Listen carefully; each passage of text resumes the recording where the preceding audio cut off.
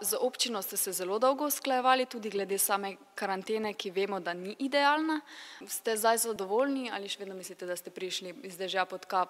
Pravili ste, da so tukaj dvorane premajhne, nimate svojih tušev, nimate garderob, takšnih, kot bi jih potrebovali. Kaj ste sploh zdaj naredili za svojimi kostumi? Tale selitev je bila verjetno kar naporna, ker je potekala sredi sezone, verjetno. No, moram reči, da selitev še ni končana.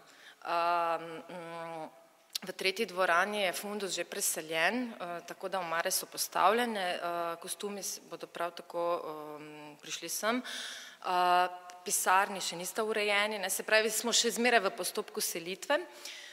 Zdaj, kar se pa tiče teh tušev in garderob, ja, pedagogi še nimajo svoje garderobe, je skupna garderoba spodaj, ampak mislim, da je tam potrebno tako urediti, da lahko puščamo stvari do spodaj, ampak jaz mislim, da z nekim dialogom se bo to dalo tudi urediti. Zdaj, če ste videli, ta hodnik je bil lani planiran za razstavni prostor, in zdaj funkcionira kot garderoba in mislim, da je zelo lepo urejena. Se pravi, da če se hoče, se da narediti korak naprej. Tako da garderobne omarice so zelo primerno postavljene, dve garderobi sta za tiste dvorane na tisti strani in na tej strani, tako da mislim, ta problem smo rešili. Vse se da, če se hoče, samo treba je funkcionalno razmišljati in potem konkretizirati zadevo. Zdaj, kako bo pa celotna hiša funkcionirala, to bomo pa videli s časoma. Se pravi, trenutno smo prvi tukaj in zaenkrat nam je v redu.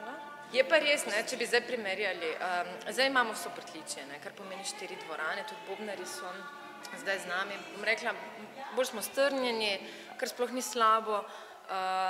Je pa res, da tam smo imeli za plesno dejavnost 2 dvorani, ta je slična kot tista tam zelena, medtem ko tista modra pa je bila mogoče malo daljša.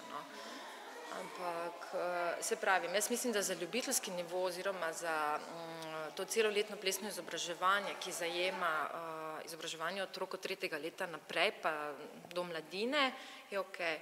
Ampak se pravi, zdaj pa je vprašanje, kaj pa potrebuje profesionalna scena. Se pravi, vsa ta mednarodna gostovanja, 2 festivala imamo, platformo in nagib, mi bi dejansko potrebovali ene boljše, bom rekla, profesionalne pogoje. Kaj pa to, da ste morali 1 leto čakati, da je prišlo sploh do selitve? Kako pravijo, boljše počasi, ko na hitro, pa z napakami. Mislim, da to ni bil problem. Nič kaj drastičnega ne želimo, samo da vse to, kar smo že začeli leta 1987, da se to nadaljuje. Jaz mislim, da si plesna izba z takim statusom in renomijom, ki ga ima ne samo v lokalnem, temveč tudi nacionalnem in mednarodnem prostoru, to zasluži. In jaz mislim, da je mesto končno lahko prisluhne. Tako da še enkrat apeliram, profesionalni pogoj za razvoj sodobnega plesa. Čakamo na oder. Oder je bil v bistvu obljubljen tukaj, v teh prostorih, zdaj tega odra ni. V tej dvorani? To ne gre. Mislim, sploh nekdo je lahko tako neumno razmišljal, da bo ta dvorana prireditveni prostor. Saj zato pa ima 4 vrata, ampak končno so nam prisluhnili, tako da so zdaj to zadelali, se pravi, da so tista vrata tam zadelali in ta vrata zadelali in potem zvočno akustiko naredili, tako da zdaj je to okej. V Unionski dvorani ste velikokrat plesali z stenami. Zdaj tukaj je pravzaprav videti, da so dvorane vseeno malce tesne pri tako veliki skupini.